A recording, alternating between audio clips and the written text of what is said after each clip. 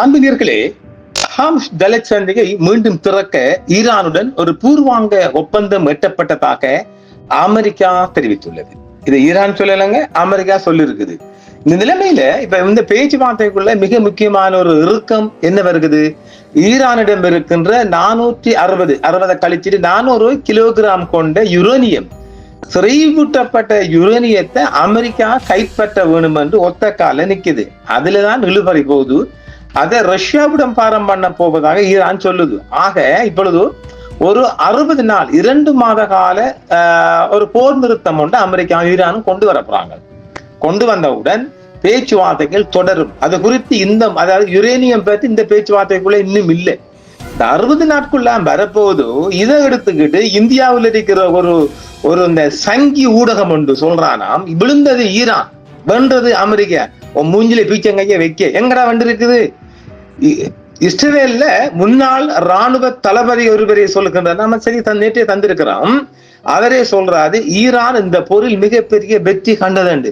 ஏன் நீ எல்லாம் கண்ண மூடிக்கா இருக்கிறாய்? ஈரான் வெற்றியை ஜீரணிக்க முடியல. ஈரான் வெற்றி இல்ல, முஸ்லீம் பண்ற வெற்றியை உங்களால ஜீரணிக்க முடியல. இங்கேயும் ஒரு கூட்டம் இருக்குது, இலங்கைக்குள்ளேயும் இந்தியாவுக்குள்ளேயும் ஒரு கூட்டம் இருக்குது. அதெல்லாம் யாரு? நெதனியாக பிறந்த கூட்டங்கள், வேறொன்றும் இல்லை. பாப்போம் செய்திக்குள்ள.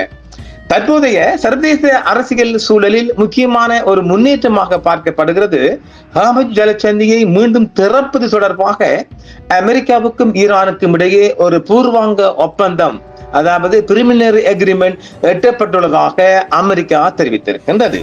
இன்றைய திங்கட்கிழமை செய்தியாக இந்த ஒப்பந்தத்தின்படி சுமார் 60 நாட்களுக்கு போர் நிறுத்தம் அமல்படுத்தப்படும் என்றும், இந்த காலகட்டத்தில் ஈரானால் ஜலசந்தியில் வைக்கப்பட்ட கன்னிபிடிகள் அகற்றப்பட்டு கப்பல் போக்குவரத்து மீண்டும் தொடங்கப்படும் என்றும் தெரிவிக்கப்படுகிறது. இதற்கு பதிலாக ஈரானிய துறைமுகங்கள் மீது அமெரிக்கா விதித்துள்ள கடற்படை முற்றுகையை நேவல் பிளாக் நீக்கவும், ஈரானிய எண்ணெய் ஏற்றுமதிக்கு அனுமதி அளிக்கவும் வழிவகை செய்யப்படும் என்று சொல்லப்படுகிறது. அமெரிக்க அதிபர் டொனால்ட் ட்ரம்ப் இந்த ஒப்பந்தம் பெரும்பாலும் பேச்சுவார்த்தை முடிக்கப்பட்டு விட்டது என்றும், அதாவது நெகோசியேஷன் சொல்றாங்க என்று தெரிவிக்கப்பட்டுள்ளது. எனினும் இது இறுதி வடிவத்திற்கு சில தொழில்நுட்ப ரீதியான விவரங்கள் இன்னும் இறுதி செய்யப்படவில்லை என்றும் தெரிவித்திருக்கின்றார். ஈரான் தரப்பில் இந்த ஒப்பந்தம் குறித்த விவரங்கள் இன்னும் முழுமையாக உறுதிப்படுத்தப்படவில்லை. குறிப்பாக ஹார்முஸ் ஜலசந்தியின் கட்டுப்பாடு யாருடைய வசம் இருக்கும் என்பது குறித்து ஈரானிய ஊடகங்கள் சில மாறுபட்ட கருத்துக்களை தெரிவித்துள்ளன. ஜலசந்தியின் மேலாண்மை தங்களுக்குரிய சட்டப்பூர்வ உரிமை என்று ஈரானிய அதிகாரி ஒருவர் குறிப்பிட்டதாகவும் தகவல் தெரிவிக்கப்படுகிறது. இந்த ஒப்பந்தத்தின் ஒரு முக்கிய அம்சமாக ஈரானின் செறிவூட்டப்பட்ட யுரேனியம், அதான் சொல்லமே, இருப்பு குறித்த பேச்சுவார்த்தைகளும் அடங்கும் என சர்வதேச ஊடகங்கள் செய்தி வெளியிட்டுள்ளது. இது ஒரு பூர்வாங்க ஒப்பந்தம் மட்டுமே, இன்னும் முழுமையான கையெழுத்தப்படவில்லை என்பதையும் நம்ம எல்லாம் புரிஞ்சு கொள்ளுங்க. தொடரும் பேச்சுவார்த்தை கிட்டத்தட்ட எக்ரிமெண்ட் சைன் பண்றதுக்கு அது உடன்பாட்டு இருக்குது. ஒன்று அமெரிக்க டீம் ஒன்று மீண்டும் ஈரானுக்குள்ள வரலாம், அல்லது ஈரான் டீம் ஒன்று ஒரு மத்தியஸ்த நாடுகளில் மீண்டும் ஒமானுக்கு செல்லலாம் என்று எதிர்பார்க்கப்படுகிறது. அது குறித்து இன்னும் நிச்சயமான கருத்தல்ல, இது என்னுடைய யூகத்தின் அடிப்படையில் மாத்திரம் நான் சொல்றேன். ஈரானிடம் உள்ள செறிவூட்டப்பட்ட யுரேனியம் இருப்பு சுமார் 400 கிலோமீட்டர் 60% தூய்மை செய்யப்பட்டது இல்லையா? ஈரான் விட்டு கொடுக்க ஒப்புக்கொண்டதாக அமெரிக்க அதிகாரிகள் தரப்பில் கூறப்படுகிறது. இந்த ஒப்பந்தத்தின் ஒரு அங்கமாக அமையும் என்று அவர்கள் நம்புகின்றனர். இந்த யுரேனியத்தை ரஷ்யாவுக்கு அனுப்புவது அல்லது செறிவூட்ட அளவை குறைப்பது போன்ற வழிமுறைகள் பரிசீலனையில் இருப்பதாக தகவல்கள் தெரிவிக்கின்றன. ஈரான் தரப்பில் இந்த தகவல் முழுமையாக மறுக்கப்பட்டுள்ளது. பாருங்க, இது அமெரிக்க செய்தி. ஈரான் என்ன சொல்லலாம் பாருங்க. ஈரான் தரப்பில் இந்த தகவல் முழுமையாக மறுக்கப்பட்டுள்ளது. ஈரானிய மூத்த அதிகாரி ஒருவர் தெரிவிக்கையில், யுரேனியம் தொடர்பான விவகாரம் தற்போதைய பூர்வாங்க ஒப்பந்தத்தின் ஒரு பகுதி அல்ல என்றும், இது போன்ற அணுசக்தி தொடர்பான சிக்கலான விடயங்கள் இறுதி ஒப்பந்தத்தின் போதுதான் பேச்சுவார்த்தைக்கு உட்படுத்தப்படும் என்றும் ஈரான் சொல்லிட்டுது. அப்ப எங்கடா ஈரான் கவிழ்ந்தது, ஈரான் தோத்தது, ஈரான் சொல்லி வரான். இந்தியாவில் ஒரு சங்கி ஊடகம் நாசமா போனவர்களே. ஈரான் மற்றும் அமெரிக்கா ஆகிய இரு தரப்பும் இந்த விவகாரத்தை அணுகும் விதத்தில் இடைவெளி உள்ளது. ஹர்முஸ் ஜலசந்தியை திறப்பதற்கு ஈரானிடமிருந்து அணுசக்தி தொடர்பான உறுதியான வாக்குறுதி மற்றும் செறிவூட்டப்பட்ட யுரேனியம் கையிருப்பு குறைப்பு ஆகியவற்றை எதிர்பார்ப்பதாக சுட்டிக்காட்டப்படுகிறது. தற்போதைய முன்னுரிமை என்று கடல் போக்குவரத்து மற்றும் பொருளாதார தடைகள் நீக்கம் மட்டுமே என்றும் அணுசக்தி குறித்த பேச்சுவார்த்தைகளை அடுத்த கட்ட 60 நாட்கள் போன்ற கால அவகாசத்தில் பேசப்படும் என்றும் சொல்லப்படுகிறது. ஆக கடந்த காலத்தில் நடந்த பேச்சுவார்த்தைகளில் ஈரானின் அணு ஆயுத திட்டத்தை கட்டுப்படுத்துவதே அமெரிக்காவின் முக்கிய இலக்காக இருந்து வந்துள்ளது. தற்போதைய ஈரானின் அணுசக்தி திட்டத்தை முற்றிலுமாக முடக்குவதற்கு பதிலாக குறைந்தபட்சம் தற்போதைய இருப்பை குறைப்பையாவது ஈரானிடமிருந்து பெற வேண்டும் என்று அமெரிக்கா ஒரு அழுத்தம் கொடுக்கிறது. இதாக ஒரு பேச்சுவார்த்தைக்குள்ளா இன்னும் இருக்கிய ஒழிய யுரேனியம் பற்றிய இறுதி முடிவு இன்னும் இரு நாடுகளாலும் கொண்டு வரப்படல. இனி அமெரிக்கா கண்ட வாக்கு சொல்லுவான் இல்ல, அதை ஈரான் சொல்லணும் இல்ல. ஈரான் தனது அதிக செறிவூட்டப்பட்ட யுரேனியம் கையிருப்பை அகற்றுவதற்கு ஈடாக ஹர்முஸ் ஜலசந்தியை மீண்டும் திறப்பு தொடர்பாக வாஷிங்டனுடனும் தெஹ்ரானுடனும் ஒரு பூர்வாங்க ஒப்பந்தத்தை எட்டியுள்ளதாக ஒரு மூத்த அமெரிக்க அதிகாரி தான் நியூயார்க் டைம்ஸ் பத்திரிகையிடம் தெரிவித்திருக்கின்றார் இன்றைய திங்கள் செய்தியாக. இருப்பினும் இந்த ஒப்பந்தத்திற்கு இரு தரப்பினர் இறுதி ஒப்புதல் தேவைப்படுகிறது. இன்னும் சைன் பண்ண போகல, சும்மா வாயால பேசுற மட்டும்தான்.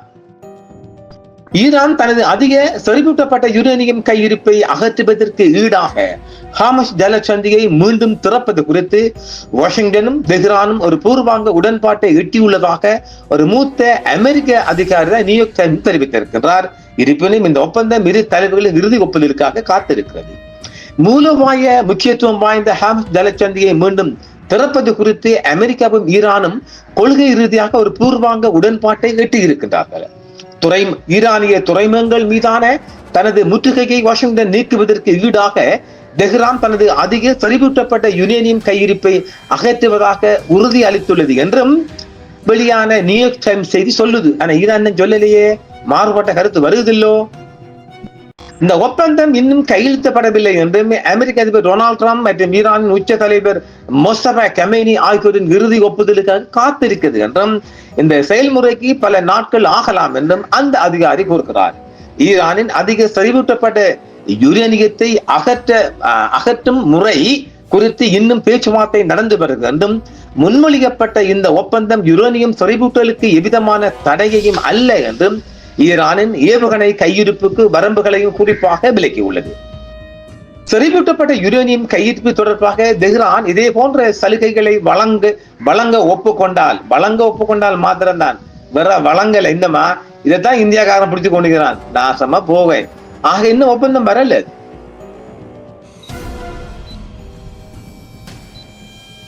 தடைகள் நீக்கத்தில் வாஷிங்டன் கணிசமான சலுகைகளை வழங்கக்கூடும் என்று அந்த அதிகாரி தெரிவித்திருக்கின்றார். அது எங்க பாக்ஸ் நீதியிடம் அவருடைய எங்கள் திட்டம் என்று கூறிய அந்த அதிகாரி, அதாவது செறிவூட்டப்பட்ட யுரேனியம் கையிருப்பு முழுவதையும் கையாளுவதே எங்கள் திட்டம் என்று கூறிய அமெரிக்க அதிகாரி உருவாகி வரும் இந்த ஒப்பந்தத்தை முன்னாள் அமெரிக்க அதிபர் பராக் ஒபாமாவின் கீழ் 2015 எட்டப்பட்ட அணுசக்தி ஒப்பந்தத்தை விட வலிமையானதாக நிர்வாகம் கருதுவாகவும் சொல்லப்படுகிறது. ஆக ஹர்முஸ் ஜலசந்திக்கான எந்த ஒரு காலக்கெடு நீட்டிப்பு வழிமுறைகளையும் அந்த அதிகாரி நிராகரித்தார். அத்தகைய ஏற்பாடு ஏற்றுக்கொள்ள முடியாதது என்றும் அது இரு தரப்பினாலும் முன்மொழியப்படவில்லை என்றும் அவர் கூறுகிறார்.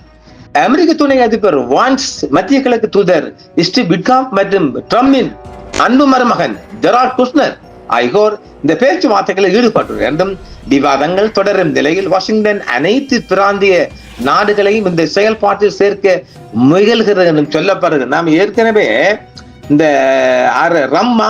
மருமகனை பத்தி நாம சிறையை சொல்லுகிறோம். ஜெரால்ட் குஷ்னர், இவர் யாரு? ஒரு யூதர். அவர் யூதர் வீட்டுக்குள்ள இருக்காரு இல்ல, வீட்டுக்குள்ள இருந்துகிட்டு நல்லது கெட்டதை பாக்குறாரு இல்ல, நல்லது நடக்க விடுவாரா? அப்ப ஆக இஸ்ரேல்ல ஒரு ஓர்டர் இவருக்கு கிடைத்தால் இந்த சமாதானத்தை குழப்புவார். ஆக இவங்கள் ஈரானிடம் திணிக்கப்படும் சில முறைகளை இல்ல சில வகைகளை திணிக்கப்படுகின்ற போது ஈரான் அதை தட்டி கழிக்கும். ஆக இதை நானும் இது உறுதியான பேச்சுவார்த்தைன்னு சொல்ல அமெரிக்கா சொன்னதுதானே, ஈரான் சொல்லலையே. ஒரு சமாதான ஒப்பந்தம் வரக்குள்ள இரண்டு நாடுகளும் சேர்ந்து சொல்லணும் இல்ல. ஈரானும் விடாக்கண்டன் கொடாக்கண்டன் மாதிரி இருக்கான் இல்ல. அந்த யுரேனியத்தை அமெரிக்கா கொடுக்க அவன் விட மாட்டான், அதை ரஷ்யாவெல்லாம் கொடுப்பான். இவரு கொடுக்க விடுவானா? இவ்வளவு நாள் அவன் செலவழிச்சு செஞ்சுட்டு இவருக்கு லேசா பருந்து மாதிரி கொக்கு மாதிரி கொண்டு அவன் விடுவானா, பெடியன்கள் விடான்கள். அப்ப ஆக அது இவருக்கு அமெரிக்கா கிடைக்கும், அதுக்கு ஆசைப்படுறாரு. அமெரிக்கா மாம்சுர ஆசை என்னென்றால் அவன் ஈரான் யுரேனியத்தை லபக்கண்டு அள்ளிக்க போறதுக்கு அவன் விட்டு கொடுப்பானா, இல்ல. அதுவும் இந்த யுரேனியம் கண்ட்ரி தானே மாஸ்கோ, ரஷ்யா. நான் ரஷ்யாவில கொடுக்க போறேன், என்ன கழிப்பாரு, உனக்கே நான் தரப்போறேன். அதாவது இந்த என்னுடன் நாட்டு நாடினாயா இல்ல புல்லு புடுங்கினாயா மஞ்சள் அரைத்தாயா மானம் கெட்டவனே, அப்படி ஈரான் கேட்பான் இல்ல, ஈரான் அடிச்சு கேட்பான் இல்ல, எங்களுடன் வேலை செஞ்சையா. அது சிவாஜி கணேசன் திருவிழா படத்திலே இருக்காது, அது வருது இல்ல, இப்படி கேட்பாங்கல்ல, எங்களுடன் வேலை செஞ்சாயா, களை பிடுங்கினாயா, நாட்டு நாடினாயா என்று வீராங்காரன் உரிமை பார்ப்பான் இல்ல, மானங்கட்ட போக்கு. பார்க்கலாம், பாப்போம். தொடர்ச்சியான செய்திகள் வெளிவந்த மன்னம் இருக்குது பாகிஸ்தானுக்கு உள்ளிருந்து. எனவே வெறும் பேசிட்டு வந்தீங்க முனீர் தம்பியும் பேசிட்டாரு.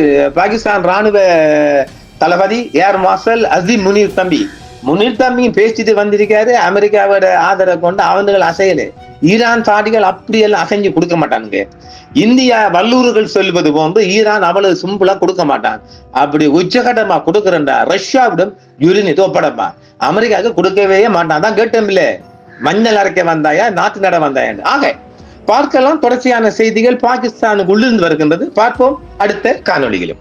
என்றும் உங்களுடன் சன்ரைஸ் இந்தியா டிவி சப்ஸ்கிரைப் பண்ணுங்கள், பெல் பட்டனையும் கிளிக் செய்யுங்கள். உங்கள் ஆதரவே எங்கள் சேவை, ஆதரவு தாருங்கள், அரவணைப்போம். மறக்காம சர்ப்ரைஸ் பண்ணுங்க. தேங்க்யூ.